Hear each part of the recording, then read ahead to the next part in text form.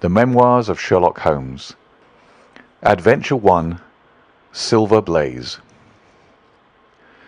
"I'm afraid, Watson, that I shall have to go," said Holmes, as we sat down together to our breakfast one morning. "Go? Where to?" "To Dartmoor, to King's Pyland." I was not surprised. Indeed, my only wonder was that he had not already been mixed up in this extraordinary case, which was the one topic of conversation through the length and breadth of England. For a whole day my companion had rambled about the room with his chin upon his chest and his brows knitted, charging and recharging his pipe with the strongest black tobacco, and absolutely deaf to any of my questions or remarks. Fresh editions of every paper had been sent up by our newsagent, only to be glanced over and tossed down into a corner. Yet, silent as he was, I knew perfectly well what it was over which he was brooding. There was but one problem before the public which could challenge his powers of analysis, and that was the singular disappearance of the favourite for the Wessex Cup, and the tragic murder of its trainer. When, therefore, he suddenly announced his intention of setting out for the scene of the drama, it was only what I had been expecting and hoped for. "I should be most happy to go down with you if I should not be in the way," said I.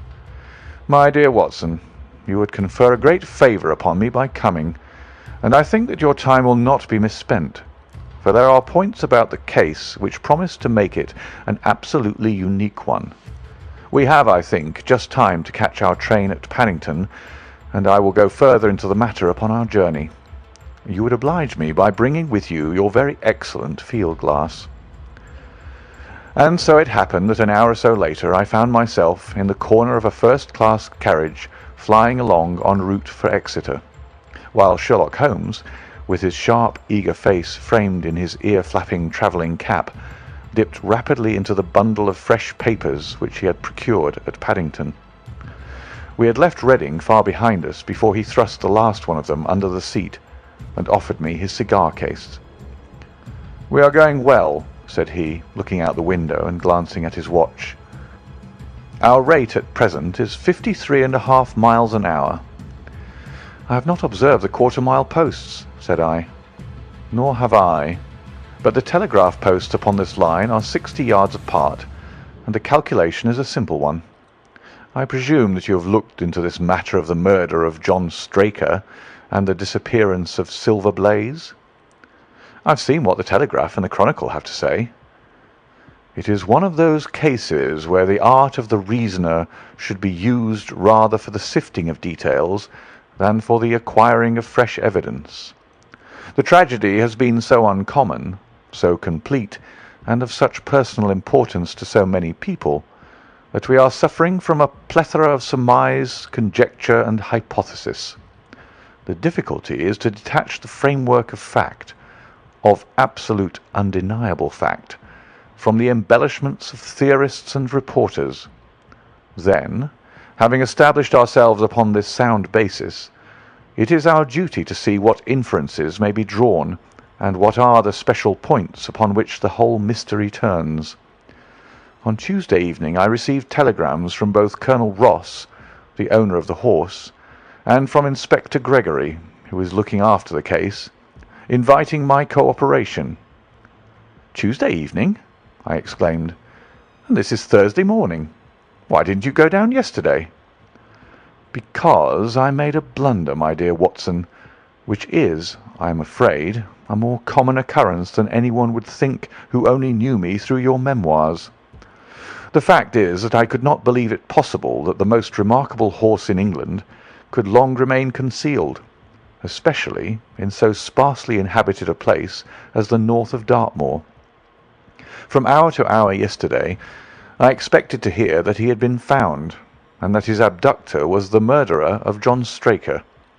When, however, another morning had come, and I found that beyond the arrest of young Fitzroy Simpson nothing had been done, I felt that it was time for me to take action. Yet in some ways I feel that yesterday has not been wasted." "You have formed a theory, then?" "At least I have got a grip of the essential facts of the case. I shall enumerate them to you, for nothing clears up a case so much as stating it to another person, and I can hardly expect your cooperation if I do not show you the position from which we start." I lay back against the cushions, puffing at my cigar, while Holmes, leaning forward with his long, thin forefinger, checking off the points upon the palm of his left hand, gave me a sketch of the events which had led to our journey. "Silver Blaze," said he, "is from the Somomi stock, and holds as brilliant a record as his famous ancestor. He is now in his 5th year, and has brought in turn each of the prizes of the turf to Colonel Ross, his fortunate owner. Up to the time of the catastrophe he was the first favourite for the Wessex Cup, the betting being 3-1 on him. He has always, however, been a prime favourite with the racing public, and has never yet disappointed them, so that even at those odds enormous sums of money have been laid upon him. It is obvious, therefore, that there were many people who had the strongest interest in preventing Silver Blaze from being there at the fall of the flag next Tuesday.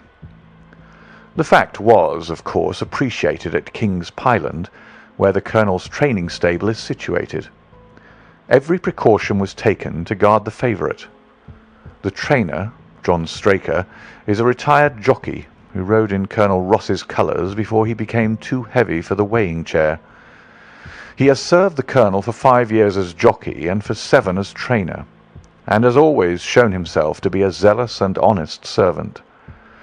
Under him were 3 lads, for the establishment was a small one, containing only 4 horses in all.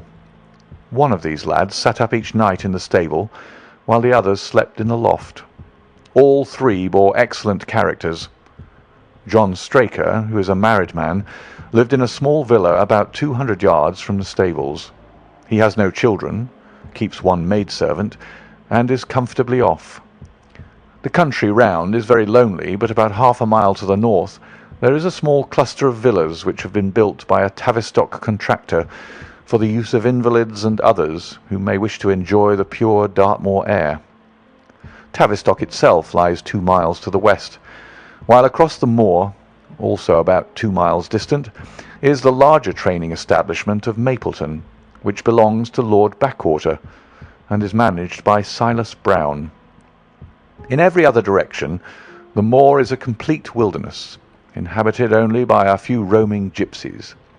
Such was the general situation last Monday night, when the catastrophe occurred.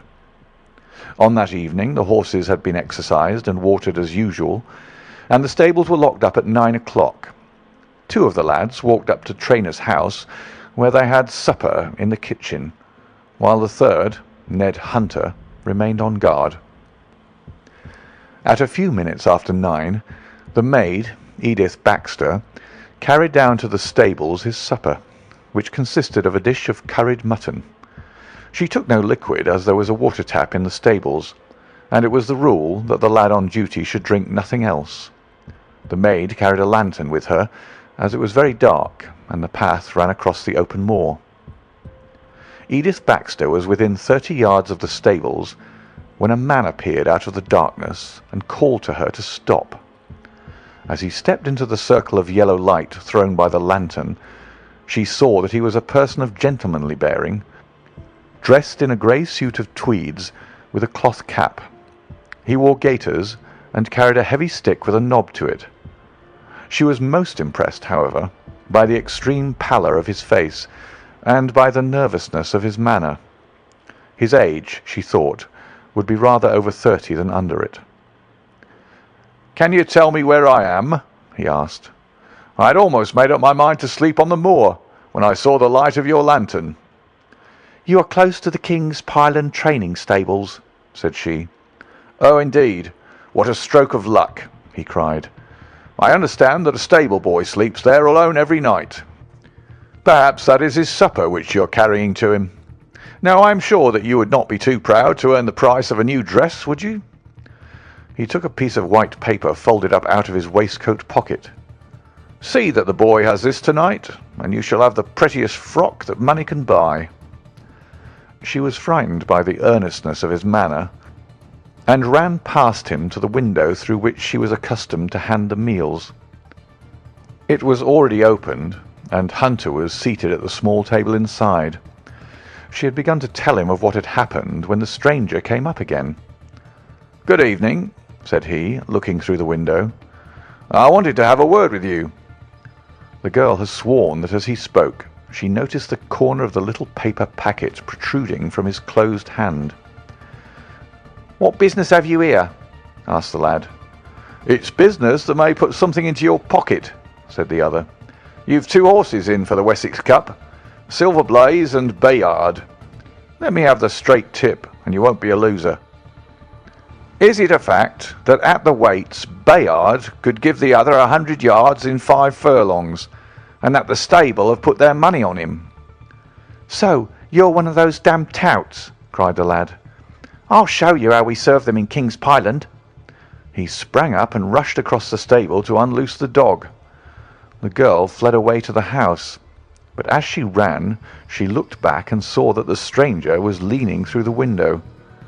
A minute later, however, when Hunter rushed out with the hound, he was gone, and though he ran all round the buildings, he failed to find any trace of him. "One moment," I asked. "Did the stable boy, when he ran out with the dog, leave the door unlocked behind him?" "Excellent, Watson, excellent," murmured my companion. The importance of the point struck me so forcibly that I sent a special wire to Dartmoor yesterday to clear the matter up. The boy locked the door before he left it. The window, I may add, was not large enough for a man to get through. Hunter waited until his fellow grooms had returned, when he sent a message to the trainer and told him what had occurred. Straker was excited at hearing the account, although he does not seem to have quite realized its true significance. It left him, however, vaguely uneasy, and Mrs. Straker, waking at 1 in the morning, found that he was dressing. In reply to her inquiries, he said that he could not sleep on account of his anxiety about the horses, and that he intended to walk down to the stables to see that all was well. She begged him to remain at home, as she could hear the rain pattering against the window, but in spite of her entreaties, he pulled on his large mackintosh and left the house. Mrs. Straker awoke at 7 in the morning to find that her husband had not yet returned. She dressed herself hastily, called the maid, and set off for the stables. The door was open. Inside, huddled together upon a chair, Hunter was sunk in a state of absolute stupor. The favourite stall was empty, and there were no signs of his trainer. The 2 lads who slept in the chaff-cutting loft above the harness room were quickly aroused. They had heard nothing during the night, for they are both sound sleepers. Hunter was obviously under the influence of some powerful drug, and as no sense could be got out of him, he was left to sleep it off while the 2 lads and the 2 women ran out in search of the absentees. They still had hopes that the trainer had for some reason taken out the horse for early exercise, but on ascending the knoll near the house, from which all the neighbouring moors were visible, they not only could see no signs of the missing favourite, but they perceived something which warned them that they were in the presence of a tragedy. About a quarter of a mile from the stables, John Straker's overcoat was flapping from a furze bush. Immediately beyond, there was a bowl-shaped depression in the moor, and at the bottom of this was found the dead body of the unfortunate trainer. His head had been shattered by a savage blow from some heavy weapon, and he was wounded on the thigh, where there was a long, clean cut, inflicted evidently by some very sharp instrument. It was clear, however, that Straker had defended himself vigorously against his assailants, for in his right hand he held a small knife, which was clotted with blood up to the handle, while in his left he clasped a red and black silk cravat, which was recognized by the maid as having been worn on the preceding evening by the stranger who had visited the stables. Hunter, on recovering from his stupor, was also quite positive as to the ownership of the cravat. He was equally certain that the same stranger had, while standing at the window, drugged his curried mutton, and so deprived the stables of their watchman. As to the missing horse, There were abundant proofs in the mud which lay at the bottom of the fatal hollow that he had been there at the time of the struggle. But from that morning he has disappeared, and although a large reward has been offered and all the gypsies of Dartmoor are on the alert, no news has come of him. Finally, an analysis has shown that the remains of his supper left by the stable lad contained an appreciable quantity of powdered opium, while the people at the house partook of the same dish on the same night without any ill effect. Those are the main facts of the case, stripped of all surmise and stated as baldly as possible. I shall now recapitulate what the police have done in the matter. Inspector Gregory, to whom the case has been committed, is an extremely competent officer. Were he but gifted with imagination, he might rise to great heights in his profession. On his arrival, he promptly found and arrested the man upon whom suspicion naturally rested. There was little difficulty in finding him, for he inhabited one of those villas which I have mentioned. His name, it appears, was Fitzroy Simpson. He was a man of excellent birth and education, who had squandered a fortune upon the turf, and who lived now by doing a little quiet and genteel bookmaking in the sporting clubs of London. An examination of his betting book shows that bets to the amount of £5,000 had been registered by him against the favourite. On being arrested, he volunteered the statement that he had come down to Dartmoor in the hope of getting some information about the King's Pyland horses, and also about Desborough, the second favourite, which was in charge of Silas Brown at the Mapleton stables. He did not attempt to deny that he had acted as described upon the evening before, but declared that he had no sinister designs, and had simply wished to obtain first-hand information. When confronted with his cravat, he turned very pale, and was utterly unable to account for its presence in the hand of the murdered man.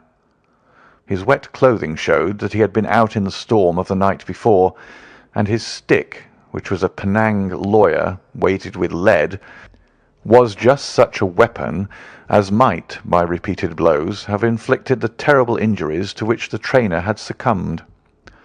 On the other hand, there was no wound upon his person, while the state of Straker's knife would show that one at least of his assailants must bear his mark upon him. There you have it all in a nutshell, Watson, and if you can give me any light, I shall be infinitely obliged to you.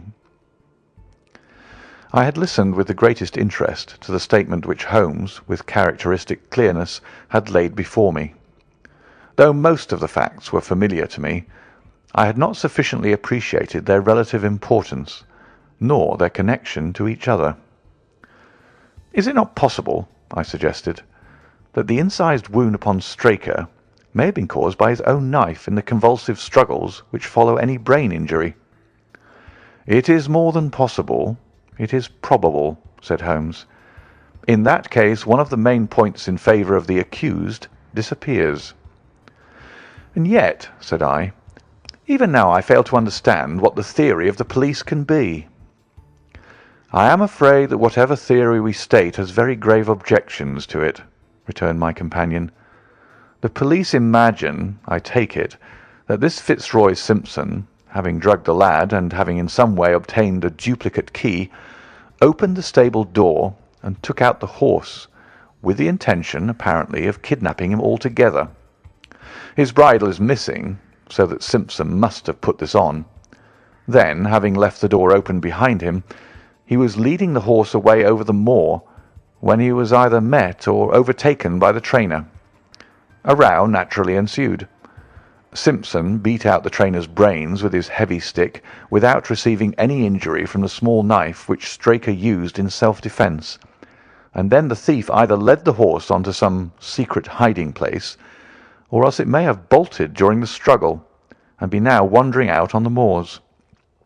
That is the case as it appears to the police, and improbable as it is, all other explanations are more improbable still. However, I shall very quickly test the matter when I am once upon the spot, and until then I cannot really see how we can get much further than our present position.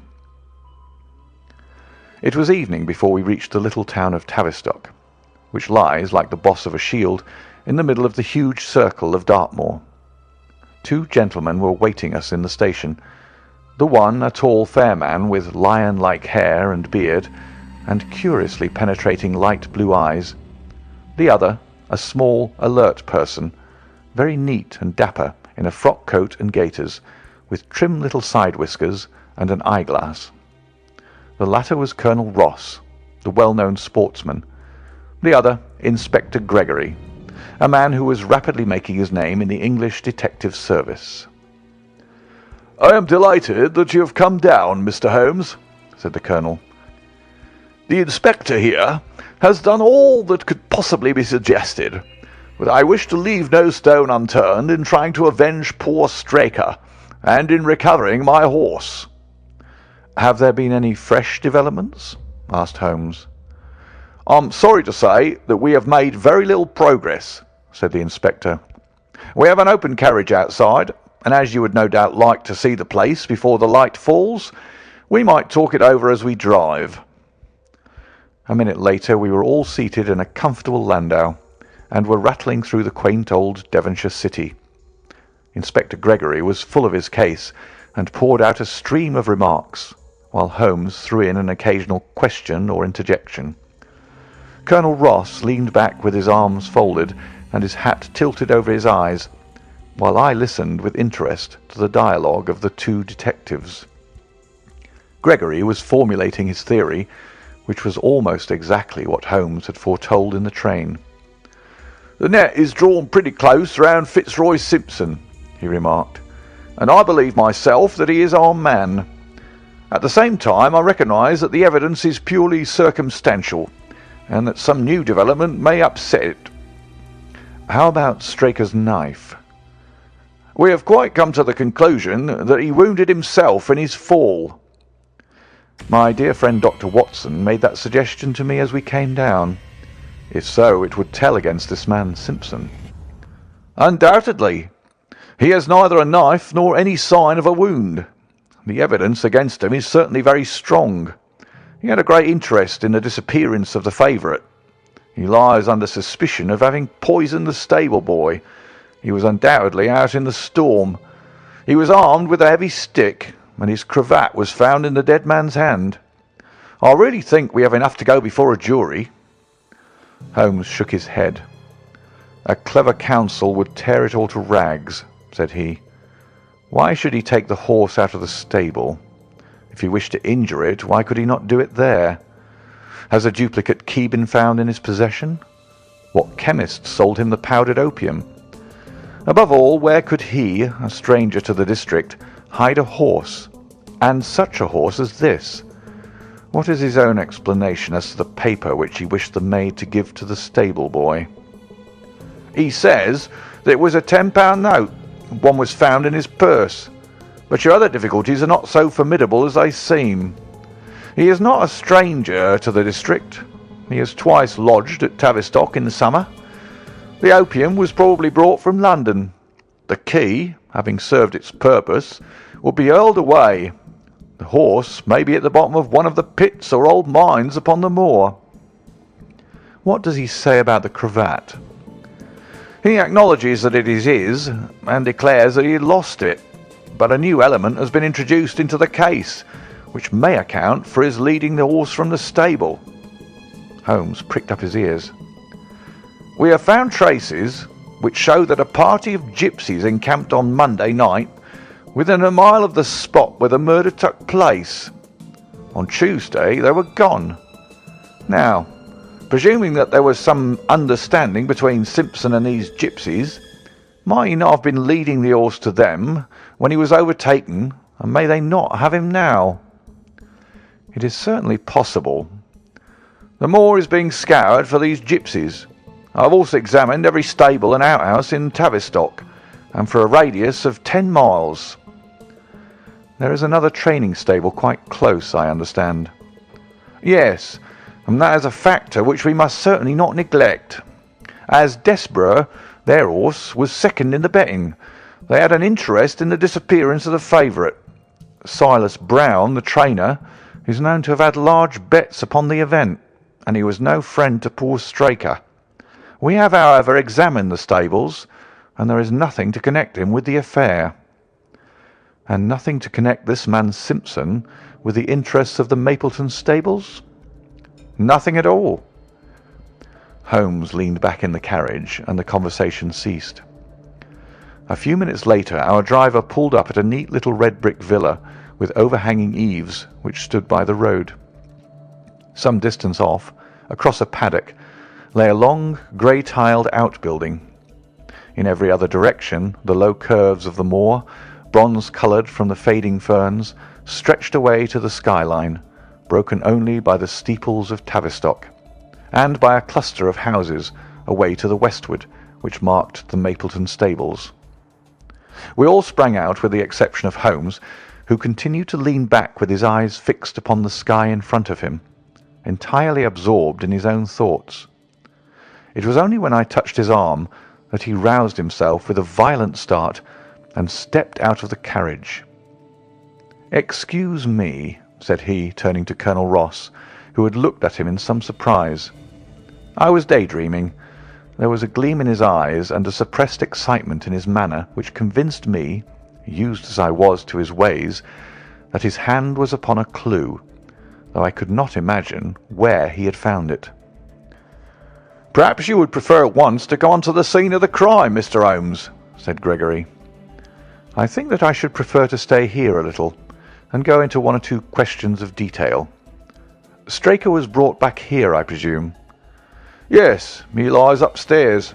The inquest is tomorrow." "He has been in your service some years, Colonel Ross?" "I have always found him an excellent servant." "I presume that you made an inventory of what he had in his pockets at the time of his death, Inspector?" "I have the things themselves in the sitting room, if you would care to see them." "I should be very glad." We all filed into the front room and sat round the central table, while the inspector unlocked a square tin box and laid a small heap of things before us. There was a box of vestas, 2 inches of tallow candle, an ADP briar root pipe, a pouch of sealskin with half an ounce of long-cut Cavendish, a silver watch with a gold chain, 5 sovereigns in gold, an aluminium pencil case, a few papers, and an ivory-handled knife with a very delicate, inflexible blade marked Weiss & Co., London. "This is a very singular knife," said Holmes, lifting it up and examining it minutely. "I presume, as I see bloodstains upon it, that it is the one which was found in the dead man's grasp. Watson, this knife is surely in your line." "It's what we call a cataract knife," said I. "I thought so. A very delicate blade, devised for very delicate work. A strange thing for a man to carry with him upon a rough expedition, especially as it would not shut in his pocket." "The tip was guarded by a disc of cork which we found beside his body," said the inspector. "His wife tells us that the knife had lain upon the dressing table and that he had picked it up as he left the room. It was a poor weapon, but perhaps the best that he could lay his hands on at the moment." "Very possible. How about these papers?" "3 of them are receipted hay dealers' accounts. One of them is a letter of instructions from Colonel Ross. This other is a milliner's account for £37.15, made out by Madame Lesuria of Bond Street to William Derbyshire. Mrs. Straker tells us that Derbyshire was a friend of her husband's, and that occasionally his letters were addressed here." "Madame Derbyshire has somewhat expensive tastes," remarked Holmes, glancing down the account. 22 guineas is rather heavy for a single costume. However, there appears to be nothing more to learn, and we may now go down to the scene of the crime. As we emerged from the sitting-room, a woman, who had been waiting in the passage, took a step forward and laid her hand upon the inspector's sleeve. Her face was haggard and thin and eager, stamped with the print of a recent horror. "Have you got them? Have you found them?" she panted. "No, Mrs. Straker, but Mr. Holmes here has come from London to help us, and we shall do all that is possible." "Surely I met you in Plymouth at a garden party some little time ago, Mrs. Straker," said Holmes. "No, sir. "You are mistaken." "Dear me. Why, I could have sworn to it. You wore a costume of dove-coloured silk with ostrich feather trimming." "I never had such a dress, sir," answered the lady. "Ah, that quite settles it," said Holmes, and with an apology he followed the inspector outside. A short walk across the moor took us to the hollow in which the body had been found. At the brink of it was the furze bush upon which the coat had been hung. "There was no wind that night, I understand," said Holmes. "None, but very heavy rain." "In that case the overcoat was not blown against the furze bush, but placed there." "Yes, it was laid across the bush." "You fill me with interest. I perceive that the ground has been trampled up a good deal. No doubt many feet have been here since Monday night." "A piece of matting has been laid here at the side, and we have all stood upon it." "Excellent.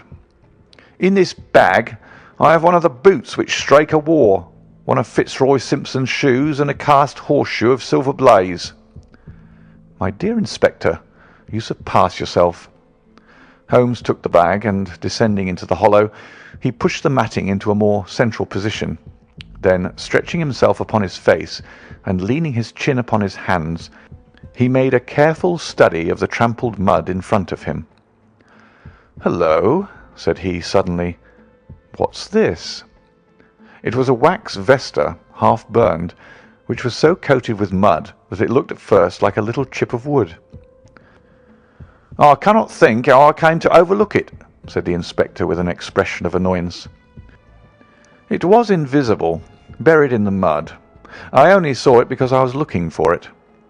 "What? You expected to find it?" "I thought it not unlikely." He took the boots from the bag and compared the impressions of each of them with marks upon the ground. Then he clambered up to the rim of the hollow and crawled about among the ferns and bushes. "I'm afraid that there are no more tracks," said the inspector. "I have examined the ground very carefully for 100 yards in each direction." "Indeed," said Holmes, rising. "I should not have the impertinence to do it again after what you say. But I should like to take a little walk over the moor before it grows dark, that I may know my ground tomorrow, and I think that I shall put this horseshoe into my pocket for luck." Colonel Ross, who had shown some signs of impatience at my companion's quiet and systematic method of work, glanced at his watch. "I wish you would come back with me, Inspector," said he. "There are several points on which I should like your advice, and especially as to whether we do not owe it to the public to remove our horse's name from the entries for the Cup." "Certainly not," cried Holmes with decision. "I should let the name stand." The colonel bowed. "I am very glad to have had your opinion, sir," said he. "You will find us at poor Straker's house when you have finished your walk, and we can drive together into Tavistock." He turned back with the inspector, while Holmes and I walked slowly across the moor. The sun was beginning to sink behind the stables of Mapleton, and the long, sloping plain in front of us was tinged with gold, deepening into rich, ruddy browns where the faded ferns and brambles caught the evening light. But the glories of the landscape were all wasted upon my companion, who was sunk in the deepest thought. "It's this way, Watson," said he at last. "We may leave the question of who killed John Straker for the instant, and confine ourselves to finding out what has become of the horse. Now, supposing that he broke away during or after the tragedy, where could he have gone to? The horse is a very gregarious creature. If left to himself, his instincts would have been either to return to King's Pyland or go over to Mapleton. Why should he run wild upon the moor? He would surely have been seen by now, and why should gypsies kidnap him? These people always clear out when they hear of trouble, for they do not wish to be pestered by the police. They could not hope to sell such a horse. They would run a great risk and gain nothing by taking him.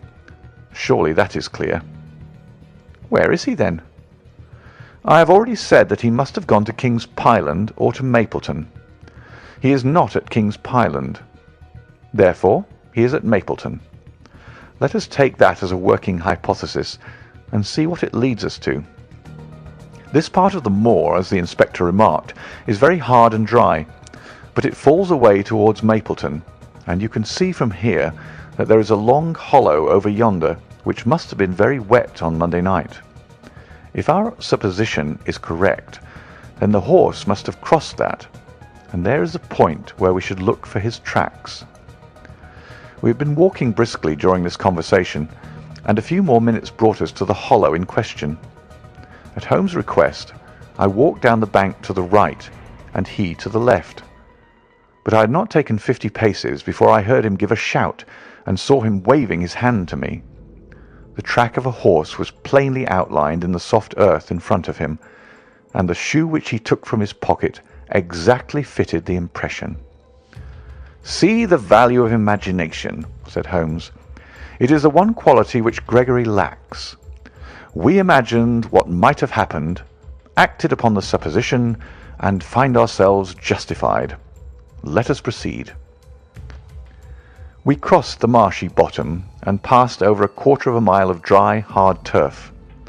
Again the ground sloped, and again we came on the tracks. Then we lost them for half a mile, but only to pick them up once more quite close to Mapleton. It was Holmes who saw them first, and he stood pointing with a look of triumph upon his face.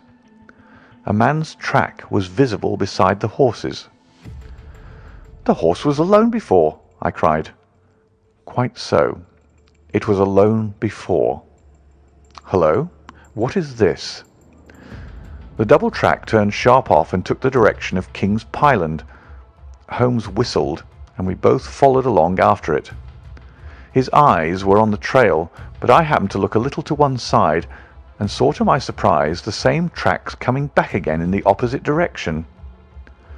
"One for you, Watson," said Holmes when I pointed it out. "You have saved us a long walk, which would have brought us back on our own traces. Let us follow the return track." We had not to go far. It ended at the paving of asphalt which led up to the gates of the Mapleton stables. As we approached, a groom ran out from them. "We don't want any loiterers about here," said he. "I only wish to ask a question," said Holmes, with his finger and thumb in his waistcoat pocket.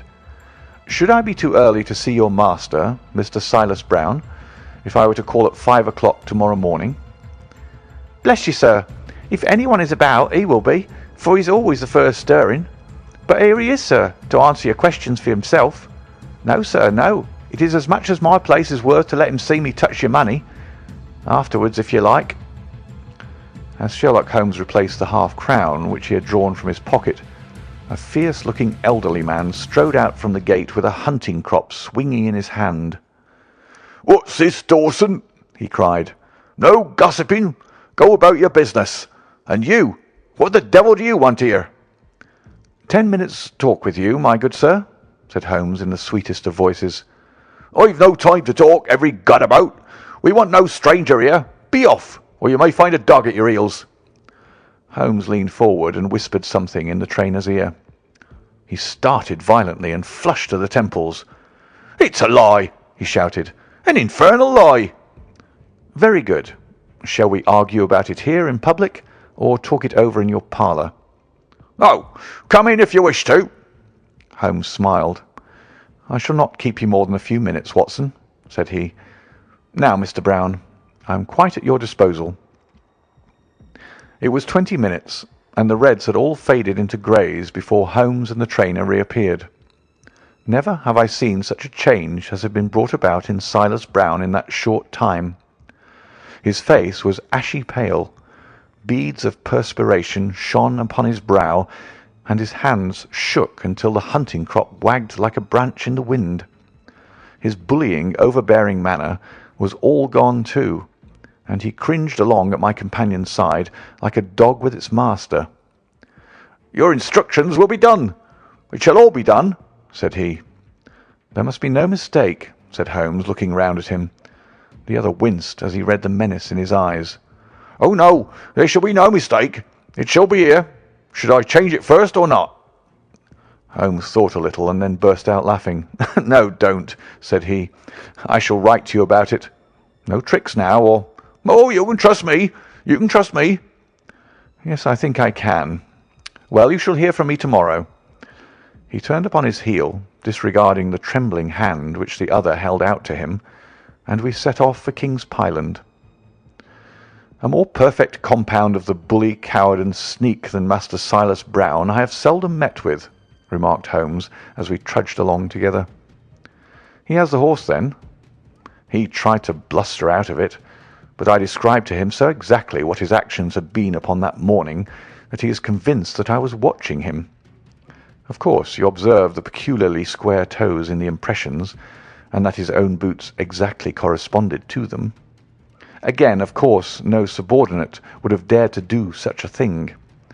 I described to him how, when according to his custom he was the first down, he perceived a strange horse wandering over the moor, how he went out to it, and his astonishment at recognizing, from the white forehead which has given the favourite its name, that chance had put in his power the only horse which could beat the one upon which he had put his money. Then I described how his first impulse had been to lead him back to King's Pyland, and how the devil had shown him how he could hide the horse until the race was over, and how he had led it back and concealed it at Mapleton.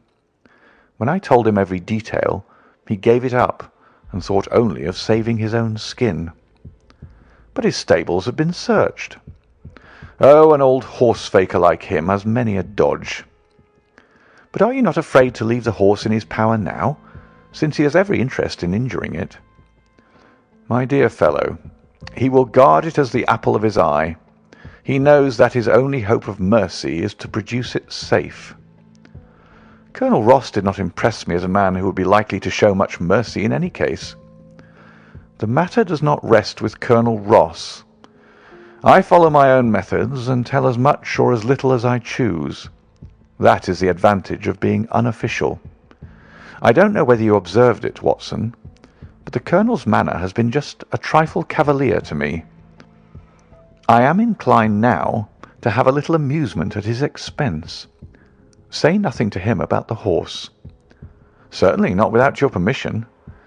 And, of course, this is all quite a minor point compared to the question of who killed John Straker." "And you will devote yourself to that?" "On the contrary, we both go back to London by the night train."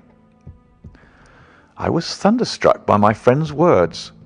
We had only been a few hours in Devonshire, and that he should give up an investigation which he had begun so brilliantly was quite incomprehensible to me. Not a word more could I draw from him until we were back at the trainer's house. The Colonel and the Inspector were awaiting us in the parlour. "My friend and I returned to town by the night express," said Holmes. "We have had a charming little breath of your beautiful Dartmoor air." The Inspector opened his eyes, and the Colonel's lip curled in a sneer. "So you despair of arresting the murderer of poor Straker?" said he. Holmes shrugged his shoulders.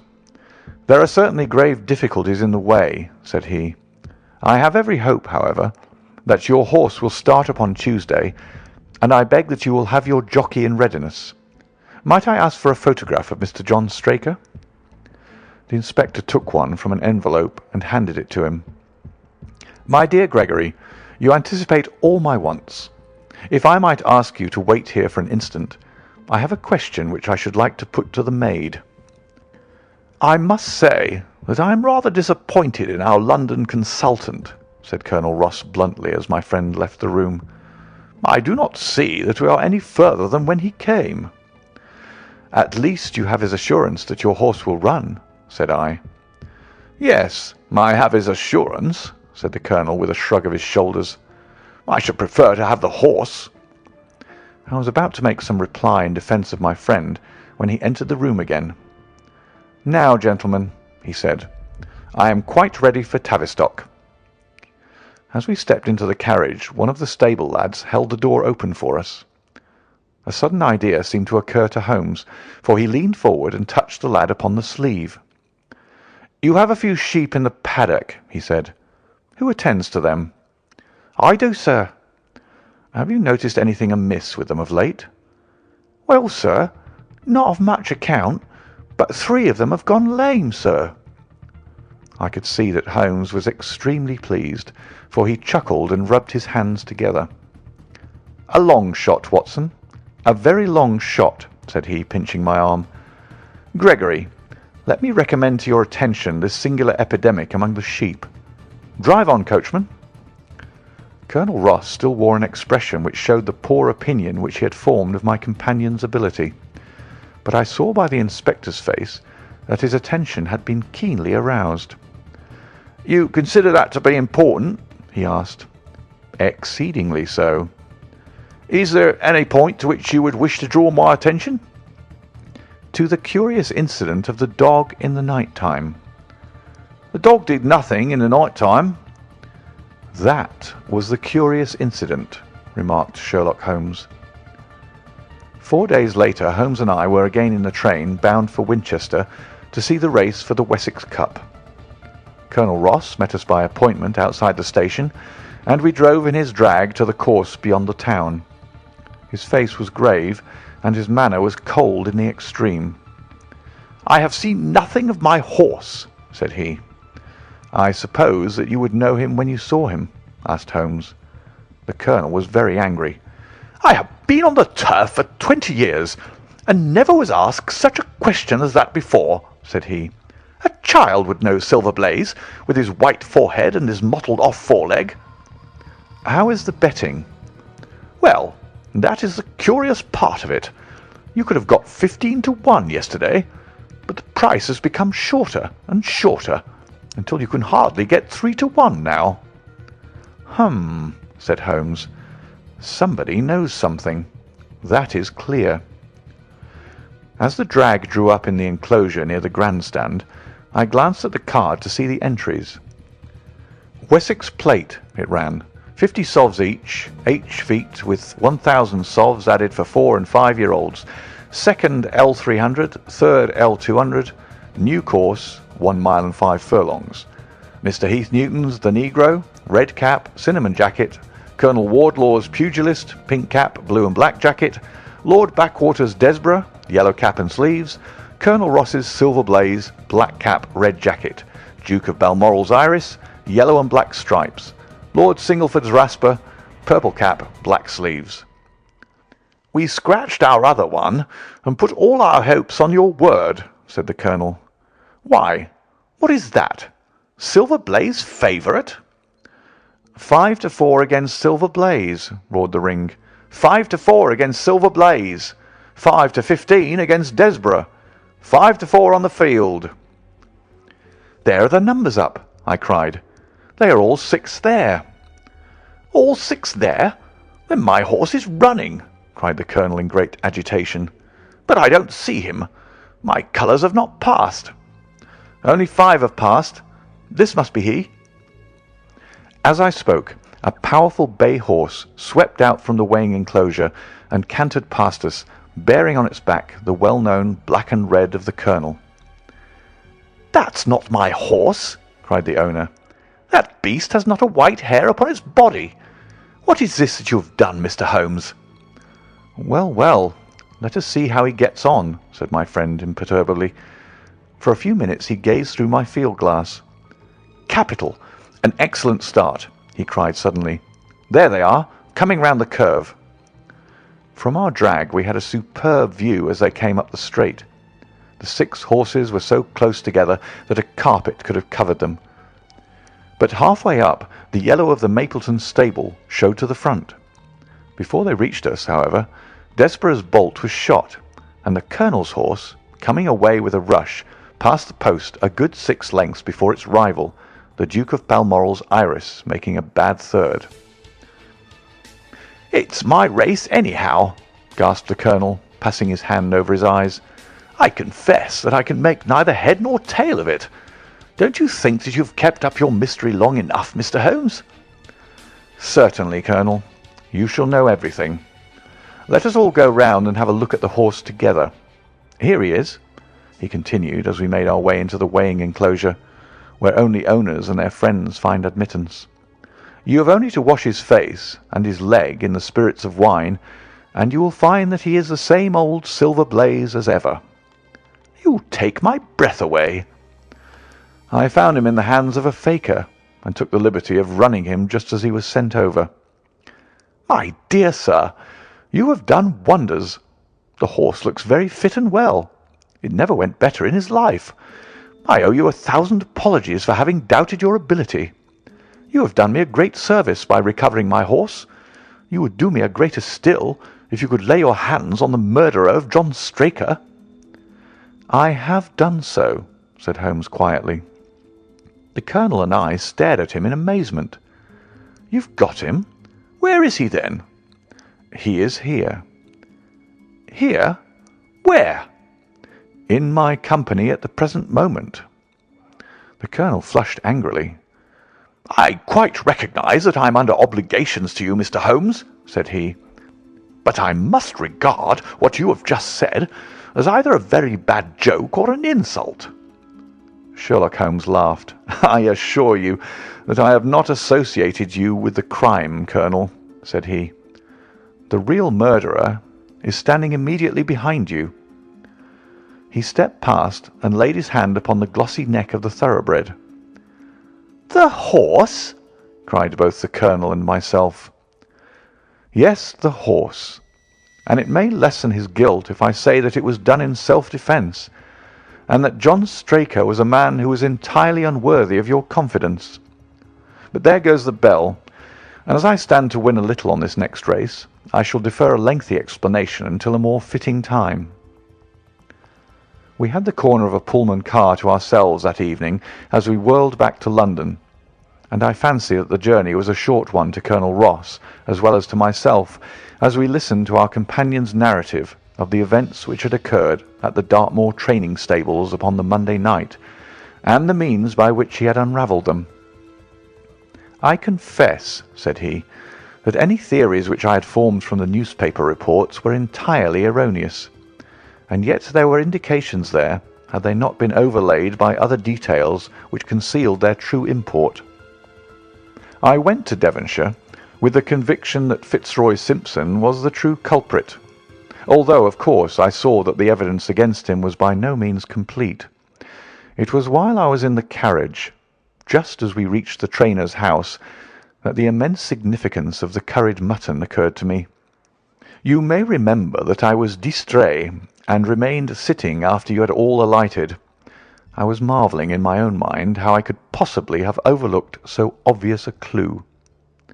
"I confess," said the Colonel, "that even now I cannot see how it helps us." "It was the first link in my chain of reasoning. Powdered opium is by no means tasteless. The flavour is not disagreeable, but it is perceptible. Were it mixed with any ordinary dish, the eater would undoubtedly detect it, and would probably eat no more. A curry was exactly the medium which would disguise this taste. By no possible supposition could this stranger, Fitzroy Simpson, have caused curry to be served in the trainer's family that night, and it is surely too monstrous a coincidence to suppose that he happened to come along with powdered opium upon the very night when a dish happened to be served which would disguise the flavour. That is unthinkable. Therefore Simpson becomes eliminated from the case, and our attention centres upon Straker and his wife, the only two people who could have chosen curried mutton for supper that night. The opium was added after the dish was set aside for the stable boy, for the others had the same for supper with no ill effects. Which of them, then, had access to that dish without the maid seeing them? Before deciding that question, I had grasped the significance of the silence of the dog, for one true inference invariably suggests others. The Simpson incident had shown me that a dog was kept in the stables, and yet, though someone had been in and had fetched out a horse, he had not barked enough to arouse the two lads in the loft. Obviously, the midnight visitor was someone whom the dog knew well. I was already convinced, or almost convinced, that John Straker went down to the stables in the dead of the night and took out Silver Blaze. For what purpose? For a dishonest one, obviously, or why should he drug his own stable boy? And yet I was at a loss to know why. There have been cases before now where trainers have made sure of great sums of money by laying against their own horses through agents, and then preventing them from winning by fraud. Sometimes it is a pulling jockey. Sometimes it is some surer and subtler means. What was it here? I hoped that the contents of his pockets might help me to form a conclusion. And they did so. You cannot have forgotten the singular knife which was found in the dead man's hand. A knife which certainly no sane man would choose for a weapon. It was, as Dr. Watson told us, a form of knife which is used for the most delicate operations known in surgery. And it was to be used for a delicate operation that night. You must know, with your wide experience of turf matters, Colonel Ross, that it is possible to make a slight nick upon the tendons of a horse's ham, and to do it subcutaneously, so as to leave absolutely no trace. A horse so treated would develop a slight lameness, which would be put down to a strain in exercise or a touch of rheumatism, but never to foul play. "Villain! Scoundrel!" cried the Colonel. We have here the explanation of why John Straker wished to take the horse out onto the moor. So spirited a creature would have certainly roused the soundest of sleepers when it felt the prick of the knife. It was absolutely necessary to do it in the open air. "I have been blind!" cried the Colonel. "Of course that was why he needed the candle and struck the match." "Undoubtedly. But in examining his belongings I was fortunate enough to discover not only the method of the crime, but even its motives. As a man of the world, Colonel, you know that men do not carry other people's bills about in their pockets. We have, most of us, quite enough to do to settle our own. I at once concluded that Straker was leading a double life, and keeping a second establishment.